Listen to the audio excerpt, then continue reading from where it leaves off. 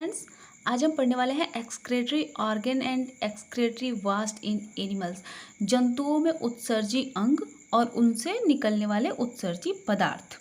Exam में एक प्रश्न इससे जरूर आता है। अब वो प्रश्न चाहे जितने नंबर का हो, लेकिन आना तो तय है। इनवर्टिब्रेट्स और वर्टिब्रेट्स सबके बारे में जानेंगे हम। तो शुरुआत करते हैं सबसे पहले हम प्रोटोजोअन से।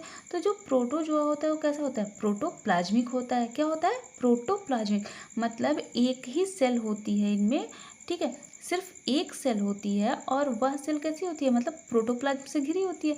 तो यहाँ पर जो डिफ्यूजन होता है वह कैसा होता है? बॉडी सरफेस डिफ्यूजन होता है। मतलब बाहर से कोई भी गैसीय पदार्थ, मतलब अगर ये रेस्पिरेशन भी कर रहे हैं तो बाहर से जो कुछ भी आ रहा है किसके थ्रू आ रहा है? इसी प्रोटोप्लाज्म के थ्रू आ रहा है, ठीक है, जो प्लाज्मा लेमा है उसके थ्रू आ रहा है, ठीक है। तो जो कुछ भी आएगा कहाँ से आएगा? प्लाज्मा लेमा के थ्रू आएगा। तो इनमें क्या होता है? बॉडी सरफेस डिफ्यूजन या प्लाज्मा लेमा के थ्रू क्या होता है? इनमें एक्सक्रीशन होता है, ठीक है। इनमें जो वास्ट मटेरियल होता है वह होता है अमोनिया। मोस्टली ऐसा होता है कि जो पानी में रहने वाले जीव हैं, जितने जीव पानी में रहते हैं मोस्टली, उनमें क्या होता है? Ammonia as a waste material होता है। तो एक हल्का सा ट्रिक है कि मोस्टली जो भी जीव पानी में रहते हैं उन सब में क्या होता है? अमोनिया वास्ट मटेरियल होता है, ठीक है। अब इसमें जो एग्जाम्पल है, तो प्रोटोजोआ के जो एग्जाम्पल हैं, अमीबा, ट्रिप्नोसोमा, यूग्लिना, पैरामीशियम, इसका तो और भी बहुत सारे जीव आ जाते हैं जो कि इसमें पाया जाता है। अब जैसे मैंने कहा ना कि बहुत सारे, तो इसमें क्या है, जैसे कि एंट अमीबा हिस्टोलिट है, यहाँ पर अमीबा है पानी के अंदर रहता है, लेकिन एंट अमीबा हिस्टोलिट का क्या होता है? शरीर के अंदर रहता है, ठीक है।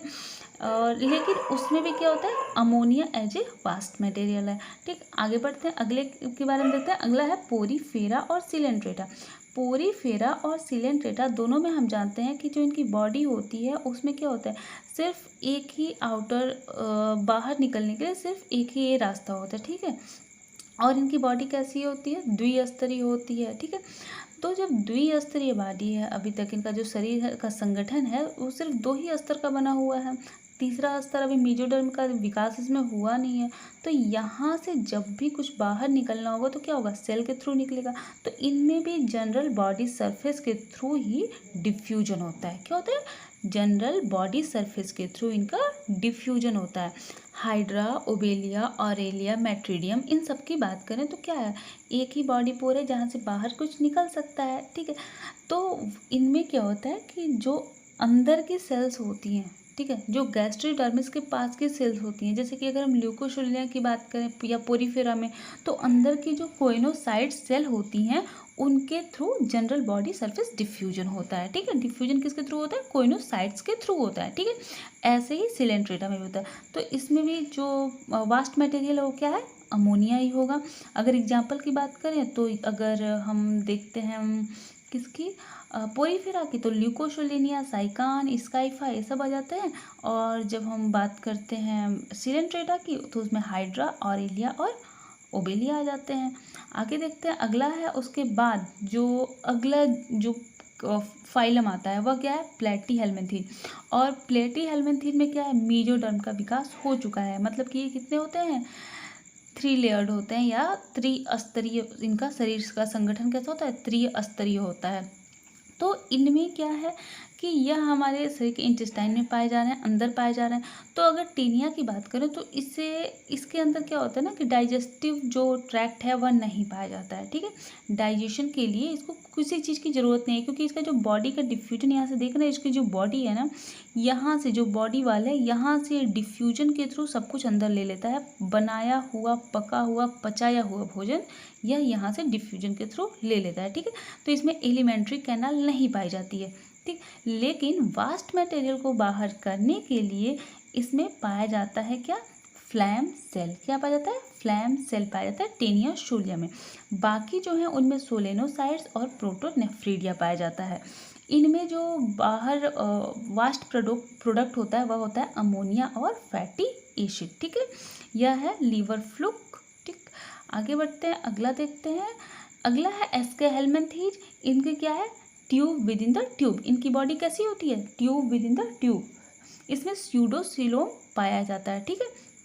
तो मतलब कि अभी पूरी तरह से सीलोम का डेवलपमेंट नहीं हुआ है, लेकिन स्यूडोसिल पाया जा रहा है, ठीक है। ऐसा एक प्रतीत हो रहा है कि वहाँ पे एक सिलम है। तो ये क्या है, ट्यूब विद द ट्यूब।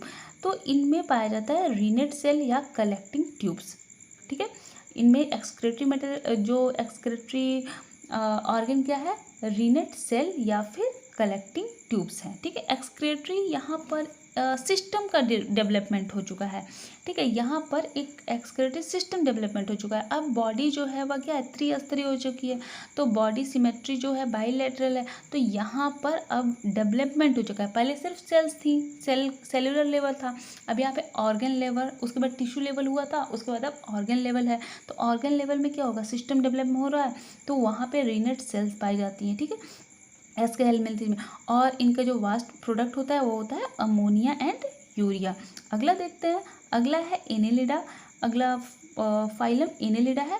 और एनेलिडा में जो पाया जाता है वह होता है नेफ्रीडिया। क्या होता है, नेफ्रीडिया पाया जाता है, मोस्टली नेफ्रीडिया पाया जाता है। यहाँ पर जो नेफ्रीडिया है, अगर हम बात करें फेरेटिमा की, यानी केंचुए की बात करें, तो फेरेटिमा में क्या होता है, अर्थवर्म में इसमें 3 तरह के नेफ्रीडिया पाई जाती हैं। एक तो फेरेंजियल नेफ्रीडिया, ठीक है, फेरेंजियल नेफ्रीडिया। दूसरी होती है इंटेग्यूमेंट्री नेफ्रीडिया, और तीसरी होती है सेप्टल नेफ्रीडिया। जो सेप्टल नेफ्रीडिया होती है वह 15वें खंड के बाद होती है, ठीक है। अगर जैसे यहाँ पे अगर खंड गिने तो 15वें खंड के बाद से पूरी बॉडी में क्या होती है, सेप्टल नेफ्रीडिया होती है। इंटेग्यूमेंट्री नेफ्रीडिया जो होती है वह होती है, इनका जो शरीर होता है ना, मतलब जो ऊपर की वाल होती है, क्यूटिकल वाल, जैसे कि इंटेग्यूमेंट्री नाम से ही लग रहा है ना कि इनकी जो वाल होगी उसमें पाई जाती है। तो इनकी जो बॉडी वाल होती है उसमें पूरे बॉडी वाल में फैली होती है इंटेग्यूमेंट्री, ठीक है। फेरेंजियल नेफ्रीडिया क्या होती है, यह 4th-5th पार्ट में पाई जाती है, जो सेगमेंट होता है। अगला, ठीक है, इनका जो वास्ट प्रोडक्ट होता है वह होता है अमोनिया और यूरिया होता है, ठीक है। जो अर्थवर्म है वह होता है यूरियोटेलिक होता है, ठीक है। इसमें क्या पाया जाता है, यूरिया पाया जाता है, मतलब यूरिया का सिक्रीशन करता है, एक्सक्रीशन करता है, इसलिए क्या होता है, यूरियोटेलिक होता है। आगे देखते हैं, अगला है फाइलम आर्थ्रोपोडा। तो इनमें क्या होता है, जो सिक्रीशन होता है वह होता है यूरिक एसिड का। किसका सिक्रीशन होता है, यूरिक एसिड का, ठीक है। इसमें पाया जाता है कॉक्जल ग्लैंड, किसमें, स्पाइडर में। जो बिच्छू है और मकड़ी है उसमें कॉक्जल ग्लैंड पाई जाती है, ठीक है। जो प्रॉन होता है, ठीक है, प्रॉन में पाया जाता है ग्रीन ग्लैंड, ठीक है। और किस, उस प्रॉन जिस क्लास का है वह क्लास है क्रस्टेशियन लिखा हुआ है, आर गलती से हो गया, क्रस्टेशिया है, ठीक है। तो क्रस्टेशिया में जितने भी जीव आते हैं, जो पानी वाले जीव हैं, उनमें पाया जाता है ग्रीन ग्लैंड, ठीक है। जो पानी में रहते हैं, ऐसा याद कर लो, जो पानी में रहते हैं उनमें पाया जाता है ग्रीन ग्लैंड, जैसे कि प्राण हो गया, ठीक है। जो ऊपर रहते हैं, जो टेरेस्ट्रियल हैं या इंसेक्टा, जो इंसेक्टा क्लास में आते हैं, उन सब में पाया जाता है मेलपिगियन ट्यूबुल्स, ठीक है। अगला है मोलस्का। मोलस्का में क्या पाया जाता है, इसमें ऑर्गेन ऑफ बोजेनस पाया जाता है। क्या होता है, ऑर्गेन ऑफ बोजेनस। इसमें जो लार्ज कॉम्प्लेक्स मेटानेफ्रीडिया भी इसको कहते हैं, ठीक है, लार्ज कॉम्प्लेक्स मेटानेफ्रीडिया इसमें पाया जाता है। अच्छा, मेटानेफ्रीडिया जो पाया जाता है ना, यह आगे भी आप देखेंगे कि वर्टिब्रेटा में मेटानेफ्रीडिया पाया जाता है, और एक इसमें होता है मोलस्का में होता है, ठीक है। इसमें क्या आता है, घोंघा और पाइला, मतलब पाइला आता है और यूनियो आता है। अगला हेमिकार्डाटा। हेमिकार्डाटा जिसको कि पहले हमने क्या रखा था, कार्डाटा में रखा गया था, बाद में इसको फिर से नॉन कार्डाटा में कर दिया गया। इसमें पाया जाता है प्रोबोसिस ग्लैंड। इसमें जो जीव है यह है बैलेनोग्लासस। क्या है, बैलेनोग्लासस। और बैलेनोग्लासस में एक्सक्रेटरी जो मटेरियल है वो तो अमोनिया ही है, क्योंकि पानी में पाया जा रहा है, ये भी समुद्र में पाया जा रहा है। और इसमें जो ग्लैंड है वह है प्रोबोसिस ग्लैंड या ग्लोमेरुलस ग्लैंड, ठीक है, या तो प्रोबोसिस ग्लैंड या फिर ग्लोमेरुलस ग्लैंड। आगे बढ़ते हैं, अगला है, इसके बाद जो जहाँ से कार्डाटा की शुरुआत होती है वह कौन से होते हैं, प्रोटोकार्डाटा। जहाँ से कार्डाटा की शुरुआत हुई तो सबसे पहले क्या है, प्रोटोकार्डाटा, ठीक है। ठीक है। प्रोटोकार्डाटा को जब डिवाइड किया गया तो एक है सबसे पहले यूरोकार्डाटा और उसके बाद सिफेलोकार्डाटा। तो यूरोकार्डाटा में आ जाता है यह हर्डमैनिया, ठीक है। और हर्डमैनिया में जो एक्सक्रीशन होता है वह होता है न्यूरल ग्लैंड के थ्रू, ग्लोमेरुलस के थ्रू और नेफ्रोसाइट्स, ठीक है। इसमें तीनों पाए जाते हैं, न्यूरल ग्लैंड, ग्लोमेरुलस और नेफ्रोसाइट्स। यही जो हर्डमैनिया है इसको क्या कहते हैं, ट्यूनिक कैट्स कहते हैं, और इसमें रेट्रोग्रेसिव मेटामॉर्फोसिस पाई जाती है, ठीक है।